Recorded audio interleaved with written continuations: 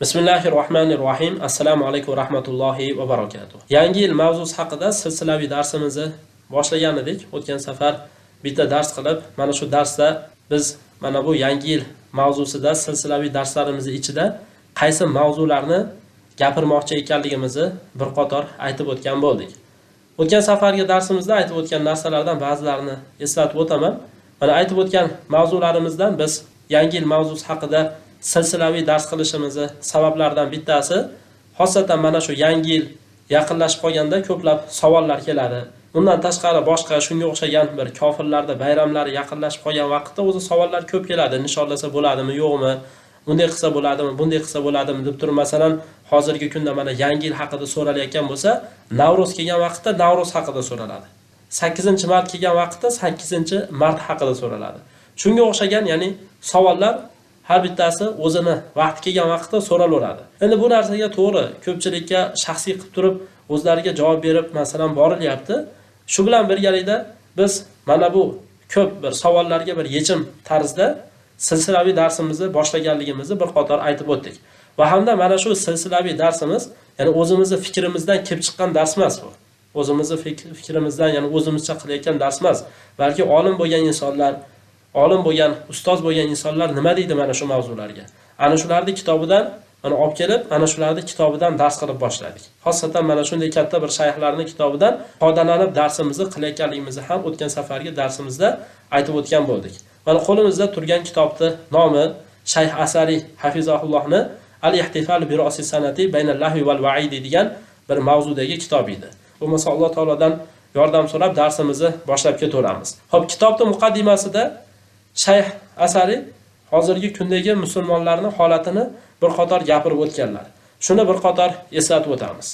Shayx aytadilar, mana bugungi kunda musulmonlarning holati bir qancha qismga taqsimlangan.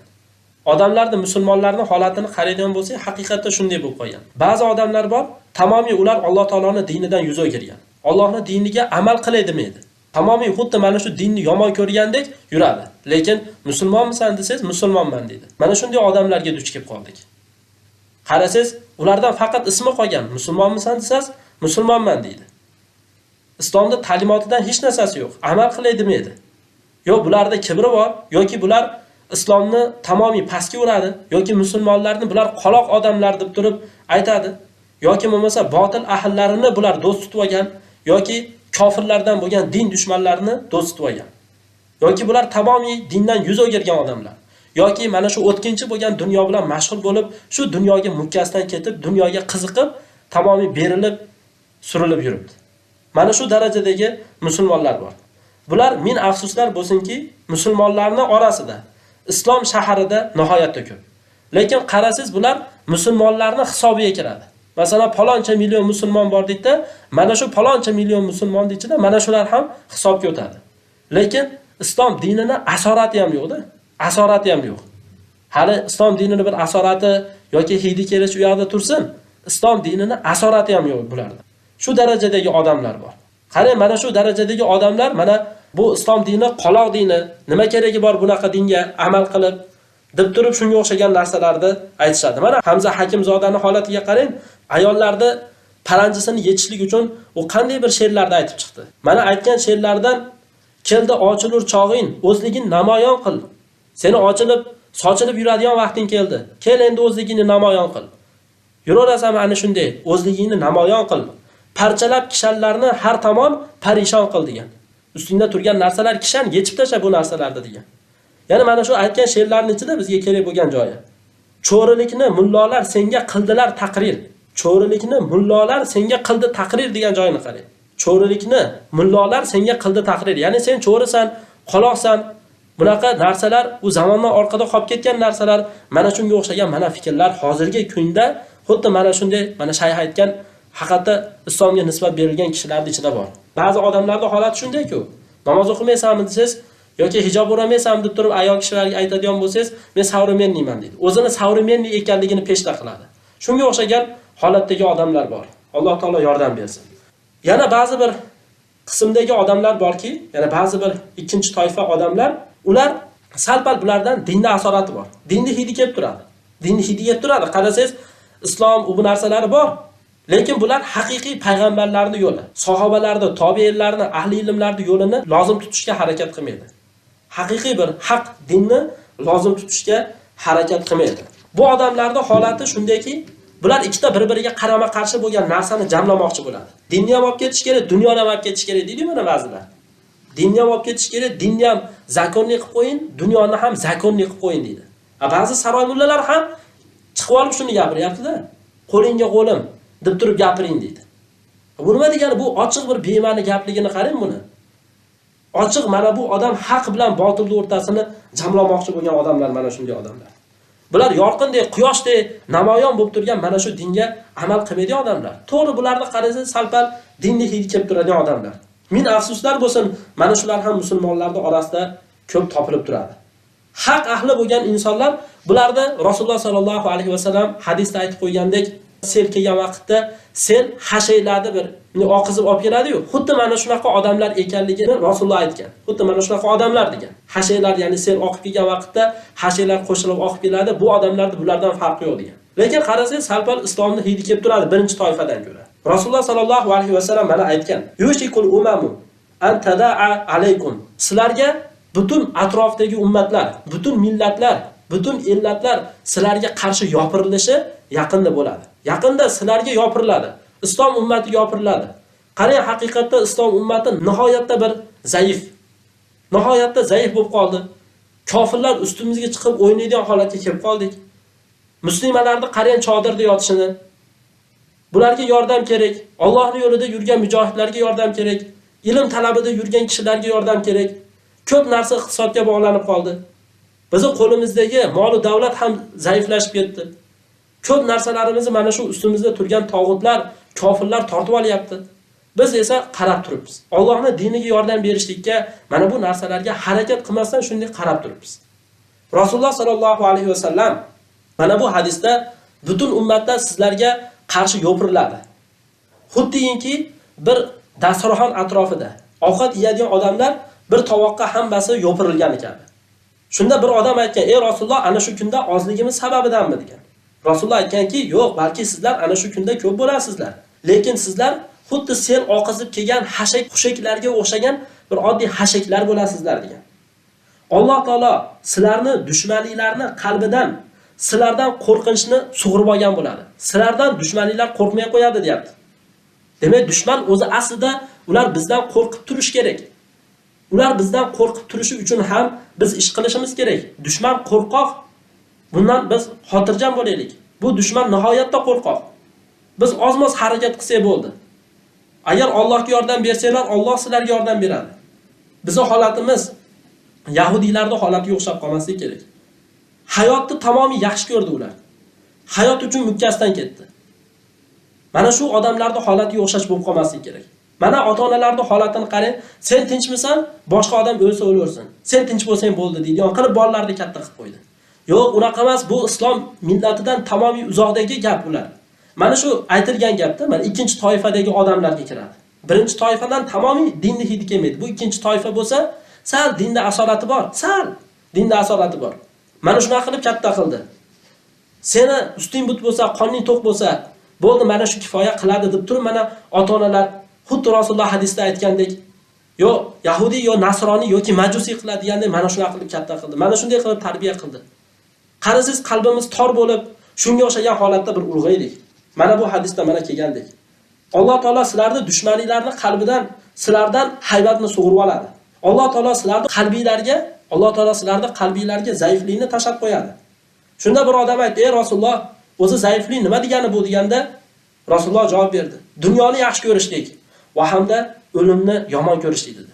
Dunyoni yaxshi ko'rib, dunyodan mukkadan ketishlik va o'limni yomon ko'rishlik, dunyoni yaxshi ko'rib, ya'ni dunyoga qiziqib ketish, o'limni yomon ko'rishlik, mana shu holat qalbdagi zaiflik. Mana shunday holat bo'lgandan keyin dushman bizdan qo'rqmay qo'yadi. Ayting, mana shunday holat bo'lmadimi? Musulmonlarni, islom dinini masxara qilib mana qancha kinolar ishlashyapti. Davlatul islom haqida kinolar ishladi masalan. O'zimiz O'zbekistonda bo'layotgan holatlar, davlatul islom haqida kino ishlayapti mana. Ularni yomonlab. To'g'ri, biz ham davlatul islomni yaxshilamaymiz, lekin bu odamlar mana shu kino bilan islomni qoralayapti bular. Musulmonlarni qoralayapti. Qarasiz, islom nomi bor bo'lgan odamlar mana shular. Islomga nisbat beriladigan odamlar. Mana shunday holatga kelib qolmadingmi? Mana bu turkumdagi odamlar, bular faqat islom shaklida zohir bo'ladi. O'zicha bir islom nomi bor xolos bo'ladi. Shu darajada bo'lib qolindi mana. Butun atrofimizda shunga o'xshagan odamlar to'lib ketdi. Endi 3-toifadagi bir odamlar borki, bu odamlarni Alloh subhanahu va taolo ochiq haqqa, to'g'ri dinga, to'g'ri yo'lga, Ibrohim alayhisalomni diniga, hanif bo'lgan, tavhid bo'lgan dinga yo'llab qo'ygan. Alloh bularni qadamini islom dinida sobit qilgan. Bular Alloh azza va jallaning kitobini, rasulining sunnatini, sahobalarning yo'lini va hamda tobiinlarni, katta-katta ayimmalarning yo'lini mahkam tutgan odamlar. Demak, bu odamlar ayimmalarni, sahobalarning yo'lidan ajramaydigan, ularning hukmlarini o'zgartirmaydigan, ularning yo'lidan har qanday bosimlar, qiyinchiliklar, ishkanjalar bo'lsa ham ularning yo'lidan yuz o'girmaydiganlar bo'ladi. Hatto bunday odamlar qiynalib, u yoq bu yoqqa surilib, hatto Rasulullohning oldigacha borishadi bular. Rasulullohga yo'l qilishadi. Ya'ni mana shu hayoti dunyoda islom bilan yashab, islom bilan o'tib ketadi bunday odamlar. Ana o'sha odamlar inshaalloh bular haq ahllari ular. Din ahllari haqiqiy. Mana shu odamlarda aytiladi toifatul mansura, yordam berilgan toifa deb turib. Najot topadigan jamoa mana shular bo'ladi. Payg'ambarimiz sollallohu alayhi va sallam shular haqida gapirgan edi. Shular haqida gapirib Rasululloh marhamat qilgan: "La tazalu toifatun min ummati zohirina alal haq, la yadurruhum man khazalahum hatta ya'ti amrullohi va hum kadalik." Ummatimdan bir toifa, ular haqda zohir bo'lib davom etadi. Ularni yordamsiz tashab qo'ygan kishilar ularga zarar bera olmaydi. Hatto Alloh taoloning farmoni ularga kelgunigacha. Allohning farmoni ularga keladi. Qarang, mana bu hadisda ummatimdan bir toifa haqda zohir bo'lib davom etadi. Ularni yordamsiz tashab qo'ygan kishilar ularga zarar bermaydi. Demak, bu haq ahli zohir bo'ladi. Hammaga ko'rinib turadi. Mana shu haq ahli butun atrofdagi insonlar bularni yordamsiz qoldirib qo'yadi. Shuning uchun ham Rasululloh hadis davomida la yadurruhum man khazalahum, ularni yordamsiz tashab qo'ygan kishilar ularga zarar bermaydi. Qarang, mana birinchi toifa, ikkinchi toifani aytib o'tdik. Bu uchinchi toifa nihoyatda ozchilik bo'ladi. Atrofdagi odamlar bularni yordamsiz tashab qo'ygan bo'ladi. Mana yordamsiz qolmadimi? Aksar mujohidlarning holatini qarang, yordamsiz holatda, yordamga muhtoj. Ya'ni mujohid bo'lgan odamlarga o'zi aslida davlat o'laroq yordam berish kerak bo'lgan odamlarga shaxs o'laroq yordam beriladigan bo'lib qoldi-ku. Shu darajada mana zaiflik holati yetib kelindi. Lekin mana bunday haq ahlilarni, ularni yordamsiz tashagan kishilar ularga zarar bera olmaydi. Alloh taoloning farmoni keladi. Mana shunday bo'lib turgan ummat, mana shunday bo'lib turgan vaqtda Alloh taoloning farmoni keladi. Demak, bu 3-qismdagi odamlar, Alloh taolo bizni mana shunday insonlarni jumlasidan qilsin. Demak, bular haq ahllari, to'g'ri din ahllari, chinakam tavhid ahllari ular. Ular ertaga qiyomat kunidan najot topadigan, baxt saodatga erishadigan, haqiqiy ahli sunna va jamoa bo'lgan insonlar. Oxiratda yutuqni qo'lga kiritadigan insonlar bular. Bular Alloh taolo oyatda aytgandek, payg'ambarlar, siddiqlar, shahidlar, solihlar bilan birga bo'ladi. Ana o'sha odamlar do'stlikni nihoyatda go'zal qilgan odamlar-edi ana shu odamlar. Zero Alloh taolo oyatda "Mayuti'illahu va rasula fa ulayka ma'alladina an'ama Allohu alayhim minan nabiyyin va siddiqin va shuhada va solihin va hasuna ulayka rafiqa." Kim Allohga va rasuliga itoat qilsa, demak Alloh va rasuliga itoat qilgan odam, Alloh va rasuliga itoat qilgan odam, ana o'shalar Alloh subhanahu va taolo ularga in'om qilib bergan payg'ambarlar, siddiqlar, shahidlar, solihlar bilan birga bo'ladi. Ana o'shanday odamlar ular do'stlikni nihoyatda go'zal qilgan odamlar. Mana bu oyatga e'tibor beradigan bo'lsak, bu oyatda Alloh taolo haq ahlini mayuti'illahu va rasula, Alloh va rasuliga kim itoat qilsa deb aytayapti. Demak, Alloh va rasuliga itoat qilgan odamlar ekan bular. Mana shunday odamlar kofirlarga o'zini o'xshatishdan ko'ra nihoyatda yiroq bo'lgan odamlar. Ularga ergashgan kishilardan yiroq bo'lgan odamlar. Chunki kofir bo'lgan kishilar ular musulmonlarni teng emas.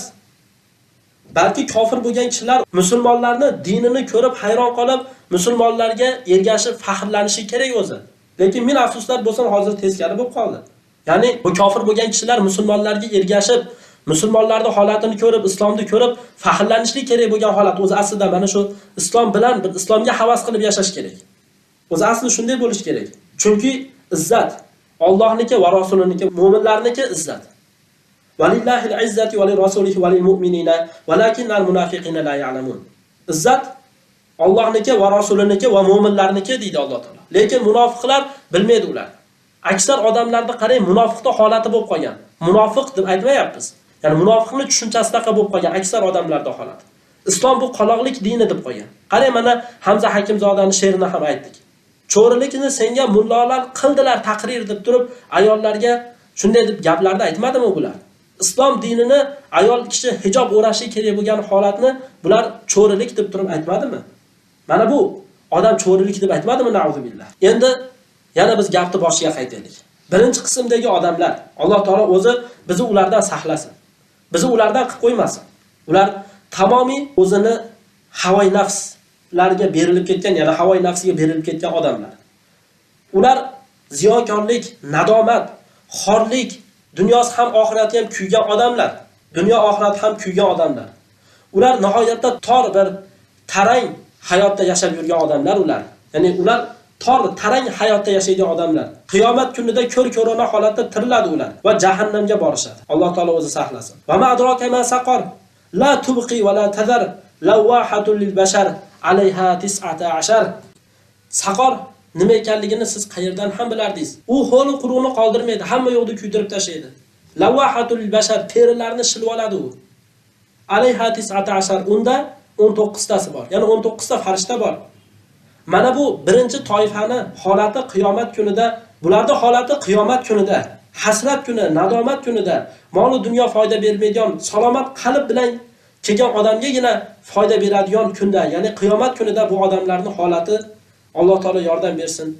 Agar ochiq tavbaga, sarih nasuh bo'lgan tavbaga agar shoshilmaydigan bo'lsa, haqiqiy Allohga qaytishga shoshilmaydigan bo'lsa, Rob taologa qaytmaydigan bo'lsa, iymonini, payg'ambar olib kelgan narsaga iymonini yangilashlikka qaytmaydigan bo'lsa, salomat yo'lga ergashmaydigan bo'lsa, haq dinga ergashmaydigan bo'lsa, shaytonga ergashlik, o'zini havoy nafsiga ergashishlarni tashamaydigan bo'lsa, mana bu odamlarning holati qiyin.